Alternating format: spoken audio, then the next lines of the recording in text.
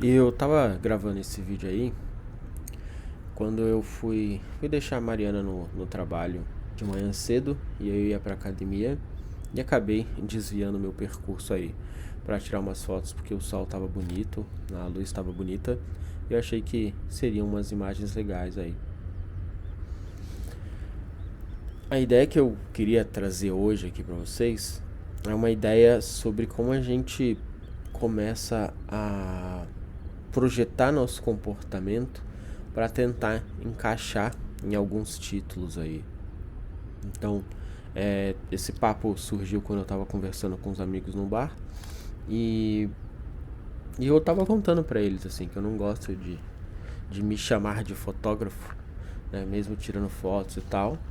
E tem alguns motivos para isso, assim, né? O primeiro deles é óbvio que, porra, eu tiro foto de verdade aí tem 2 meses, vai.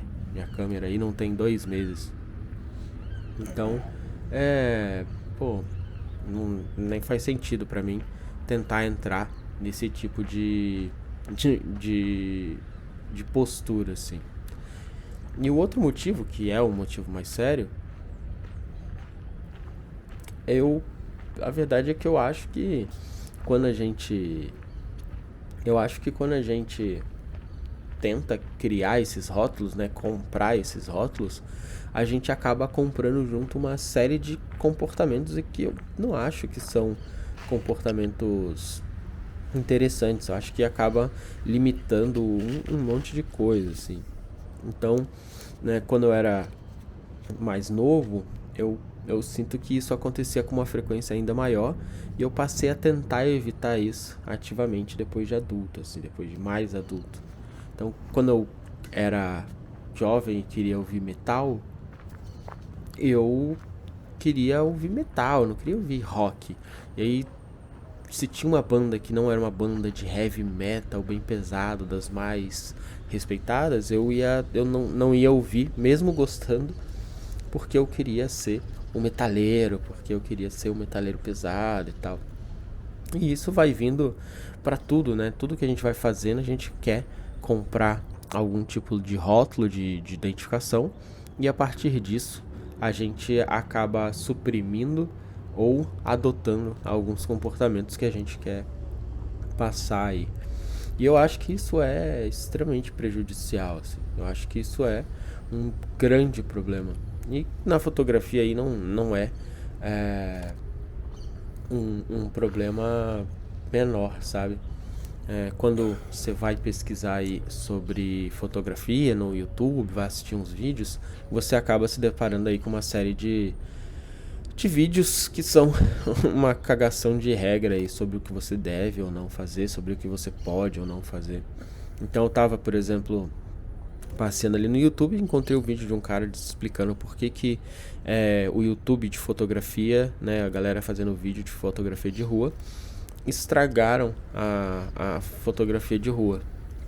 E o argumento dele é que quando isso acontece, as pessoas ficam aí postando muitas fotos ao mesmo tempo, as pessoas ficam aí é, postando só por postar sem ser a melhor foto que tirou, né? E postando fotos aleatórias e tal. E isso acabaria derrubando a qualidade da fotografia de rua. O que eu acho uma grande bobagem, assim, eu acho uma grande bobagem, né? Primeiro que por esse argumento ele pressupõe que a fotografia de rua, o grande valor da fotografia de rua é realizar imagens incríveis, tecnicamente incríveis e únicas e tudo. E eu particularmente já não acredito nisso. Eu acredito que a ideia é você encontrar uma cena que transmita uma emoção que aconteceu num momento único ali, você conseguiu captar. E que se a foto for de uma expressão interessante, que passe uma emoção interessante, não importa se tem erros na imagem, se a imagem não é mais impressionante por isso, né? Porque a visão dessas coisas são inteiramente subjetivas, assim.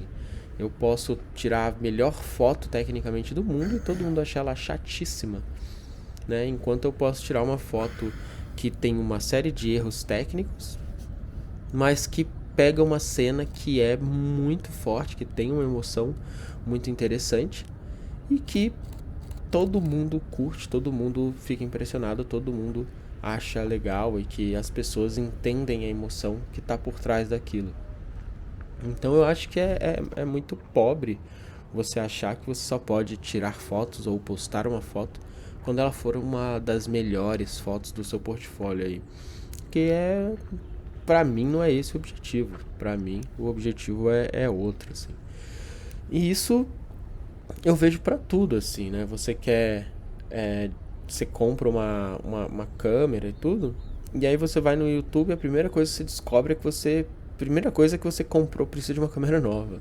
Né? Porque tudo sempre precisa da melhor câmera, da câmera mais moderna, do equipamento mais moderno. Aí você descobre que sua lente, a lente que veio na sua câmera, é muito ruim. Não é que ela seja boa também, mas pro novato que acabou de comprar uma câmera, é muito frustrante assim descobrir que se você quiser se chamar de fotógrafo, você não pode fotografar com as lentes do kit porque elas são ruins. E isso já foi até mais verdade, mas pelo que eu vejo hoje, tem lentes de kit aí que são muito boas e tudo. E essa pessoa não é um profissional, sabe? Essa pessoa não tá indo fotografar um uma, sei lá, um casamento, uma festa, uma formatura. Essa pessoa vai tirar foto do dia a dia, com a luz do dia aí, normalmente. Vai ter umas fotos estouradas, porque o, o F é muito alto. Mas, cara, a pessoa tá aprendendo, a pessoa tá, né, se desenvolvendo aí dentro das limitações. E pra mim não faz sentido querer cagar a regra pra essas pessoas que estão se descobrindo aí, sabe? Que estão é, entendendo agora o que de fato eles querem fazer e tudo. Né? A pessoa não sabe nem que tipo de foto quer fazer. E aí você já. A primeira coisa que você entra no YouTube e fala, se você quiser tirar fotografia de rua, você precisa de uma 50mm 1.8, né? E uma lente caríssima, é mais cara do que a máquina que a pessoa tem. Juntou aí sei lá quantos anos para comprar uma maquininha. E você já manda ele comprar uma lente que é mais cara que a própria máquina que conseguiu comprar, assim. E aí a pessoa se desmotiva, porque ela acha, né, que como ela quer se colocar naquele título, ela acha que para ser fotógrafo você tem que ter aquela lente, você tem que estar com uma daquelas lentes ali.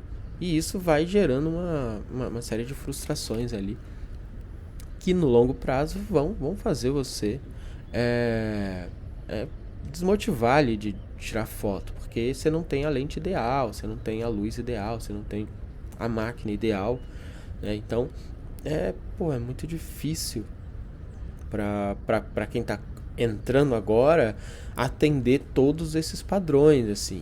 E os youtubers, no geral, os de fotografia, né, os famosos, eles têm uma grana boa, eles ganham coisas das marcas, assim. E aí você vai ver assim, o que que o fotógrafo usa, né? Qual é o equipamento do fotógrafo, o que que ele faz ali. E aí sempre são câmeras caríssimas, com lentes caríssimas, com tudo tem que ser do mais profissional possível. E é muito possível você tirar boas fotos com uma lente de kit, com uma lente mais barata, com uma câmera mais antiga, sabe? As câmeras mais antigas assim tem uma qualidade incrível. E aí eu tava vendo até um outro cara falando que ele começou a tirar foto e ele foi ficando tão obcecado com imagens cada vez mais definidas, cada vez mais perfeitas, cada vez mais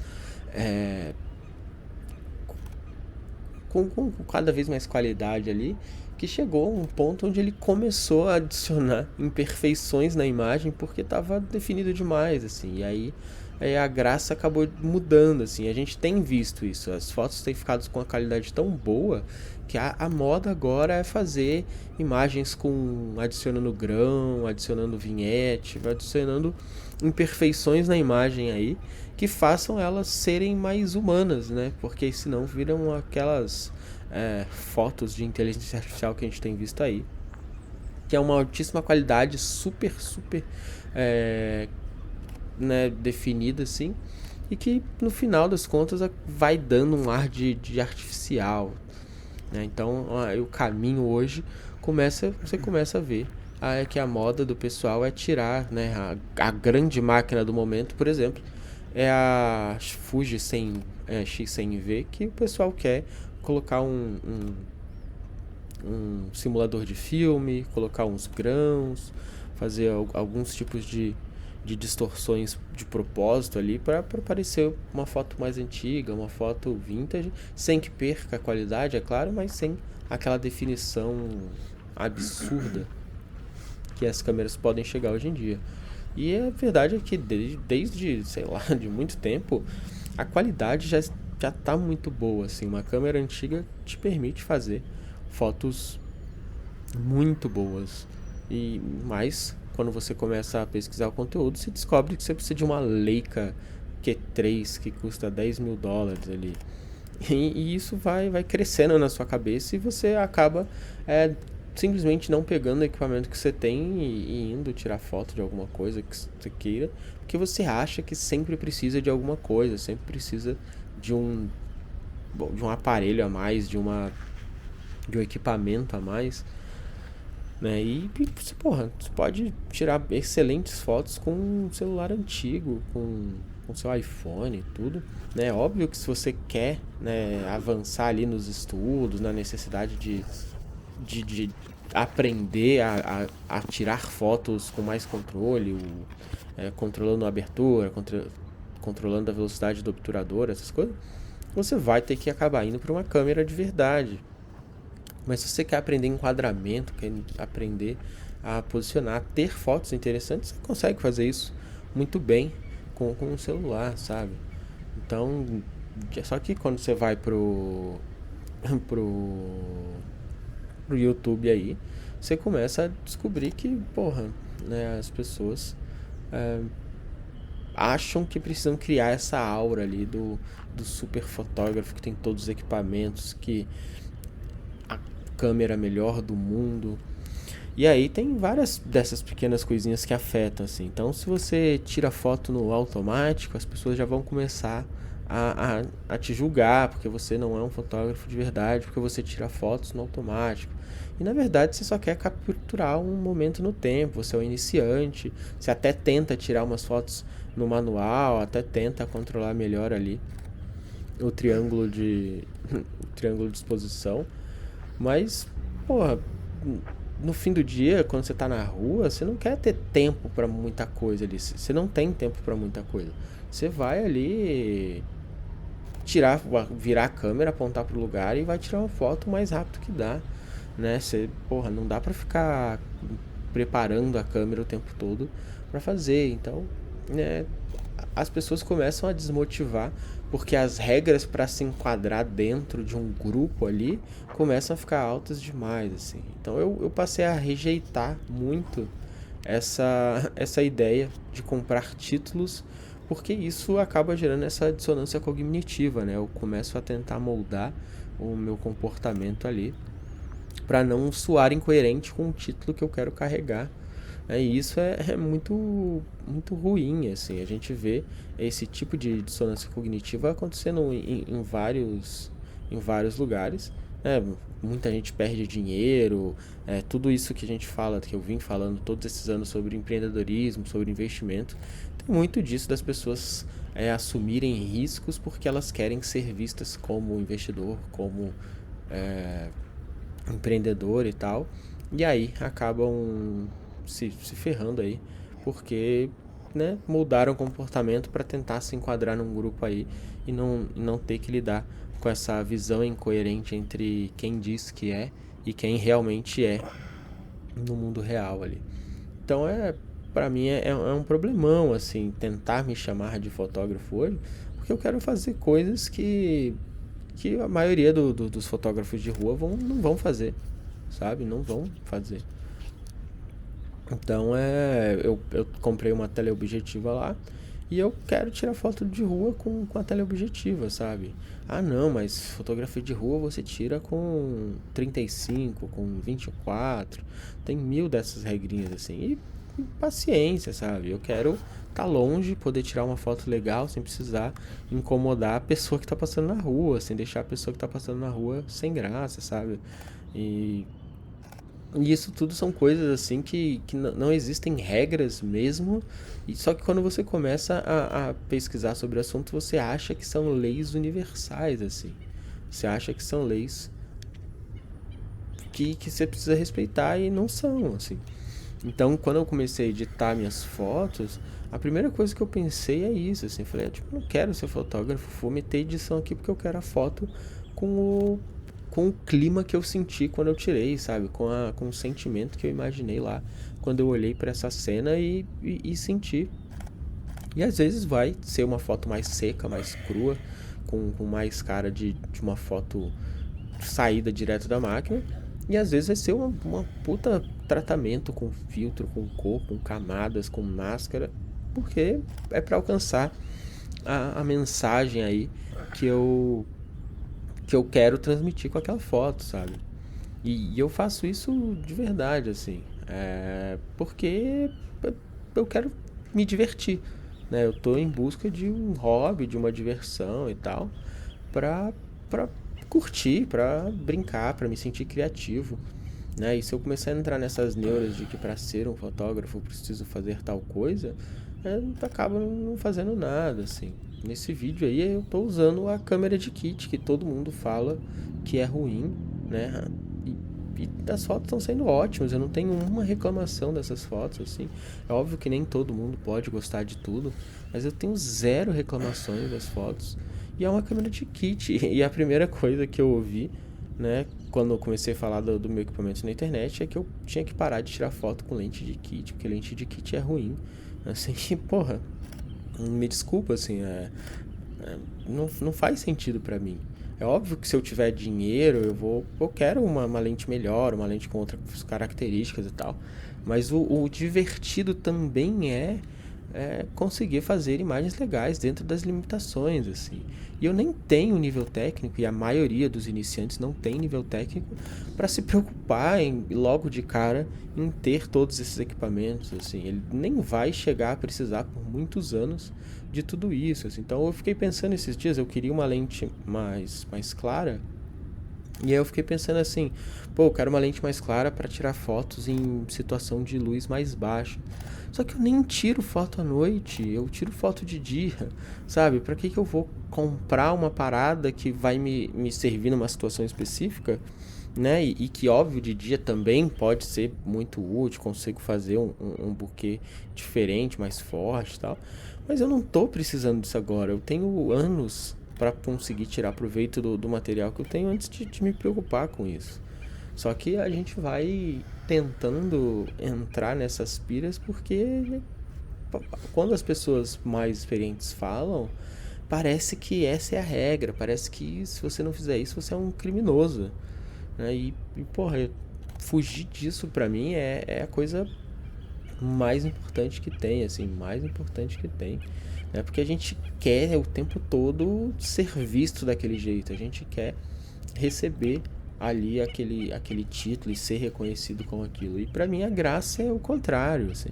Pra mim a graça tá em, porra, fazer o que eu gosto, do jeito que eu gosto, fazer com qualidade, fazer bem feito, estudar, me esforçar, me aprofundar, mas sempre precisar ficar amarrado ali numa ideia de que eu tenho que seguir alguns padrões porque é assim que as pessoas fazem, sabe? E se eu gostar do meu trabalho e as pessoas não gostarem, paciência, eu não tô vendendo pra ninguém, tá ligado? Eu não tô ganhando dinheiro com isso, assim. É uma. Talvez seja a mais crua forma de expressão que eu tenho encontrado nesses últimos anos aí, né? Que eu não precise alcançar algum tipo de expectativa de um grupo para eu me sentir bem, sabe? Porque não tenho nenhuma pretensão porra, de ganhar dinheiro com isso, de ficar rico, de nada, sabe? Nada. Eu só quero me divertir, só quero tirar umas fotos, quero mostrar para as pessoas e ver um sorriso, sabe? Quero isso, assim, quero registrar o, as imagens que eu vejo no meu dia que eu acho que são marcantes para mim, assim. E isso é coisa que eu já fazia anos atrás com o smartphone, né? E hoje eu tô conseguindo fazer aí com a câmera, porque me deixa bem, assim. Mas a partir do momento em que eu tentar moldar alguns comportamentos para me encaixar num grupo, me encaixar num título de fotografia, eu vou parar de curtir, sabe? Não vai ser mais a diversão que eu tô tendo aí. E isso para mim é muito sério, assim. Por exemplo, se eu me determino ali, se eu me descrevo como um fotógrafo de rua, e aí eu acordo um dia e falo, pô, eu queria tirar foto de uns animais, fazer fotografia de uns pássaros, aí eu já sentiria ali essa dissonância cognitiva de que, pô, mas eu vou postar fotos de pássaros e natureza no meu Instagramzinho, onde eu só posto fotografia de rua, né? E aí isso começa a gerar essas limitações, assim, e eu começo a perder esse ímpeto de explorar mais coisas, assim. Então eu prefiro ser livre aí, prefiro fazer do jeito que eu acho que deve ser feito, do jeito que eu acho que atende às minhas expectativas, que me diverte. E isso pra mim é o fundo de tudo, assim. Eu tento fazer isso em todo o meu conteúdo, mas a graça da fotografia tá sendo isso, assim, que eu não tenho expectativa nenhuma sobre o que eu faço, sabe? Não tenho nenhuma expectativa, e qualquer coisa nova é uma diversão, sabe? Qualquer coisa nova é uma alegria pra mim, porque eu posso simplesmente me divertir ali, fazer, me expressar, voltar pra casa, editar e continuar no dia seguinte. Meu emprego não foi afetado, minhas amizades não foram afetadas, eu não tenho mais ou menos amigos por causa disso. E eu sigo fazendo ali o que eu quero, sabe? Eu sigo fazendo o que me faz bem. E a gente às vezes se perde aí nesses personagens, tentando comprar uns rótulos, tentando é, se fazer ter um título maior do que o que a gente tem agora, sabe?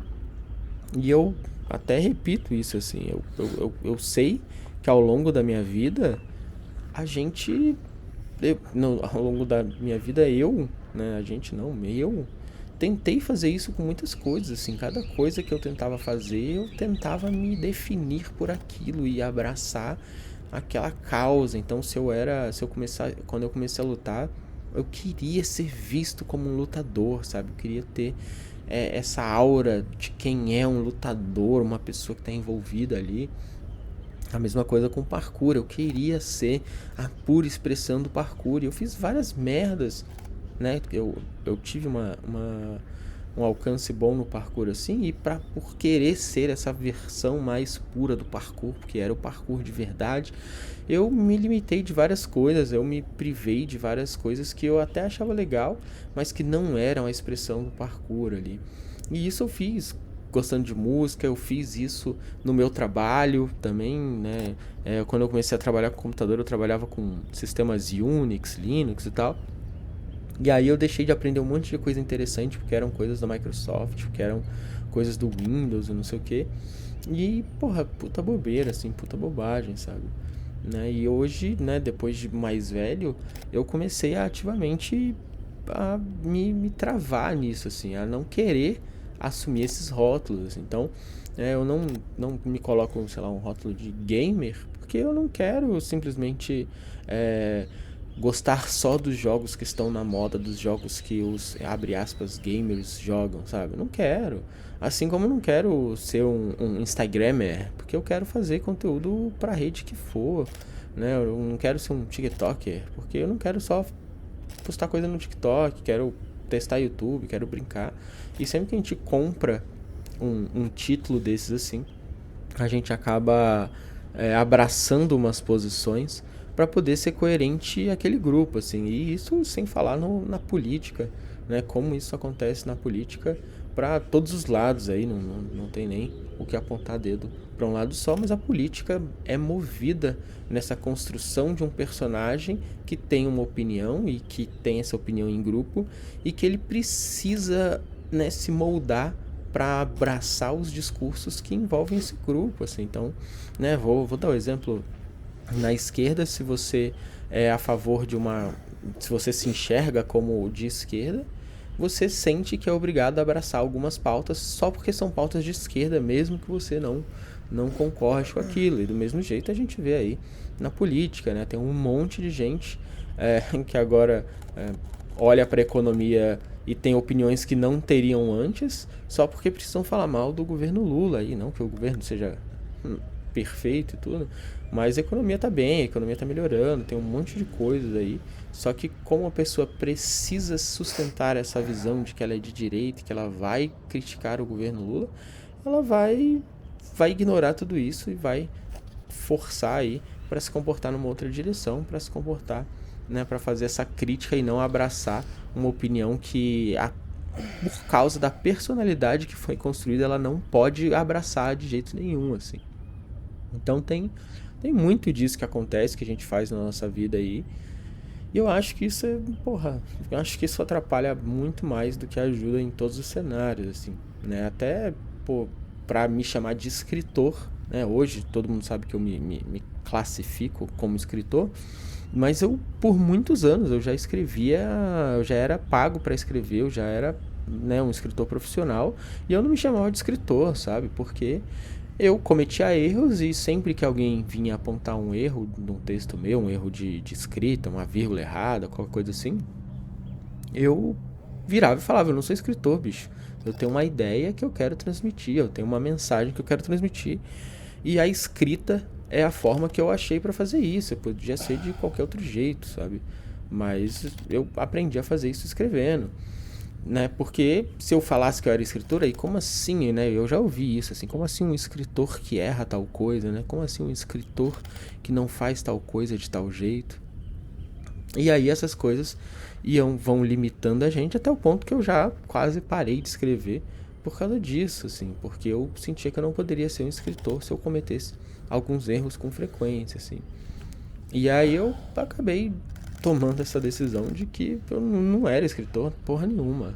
Eu era alguém que tinha uma mensagem e que eu queria transmitir. E eu acho que eu só fui começar a me chamar de escritor mesmo depois que o meu livro foi lançado, sabe? Outro dia desses, assim.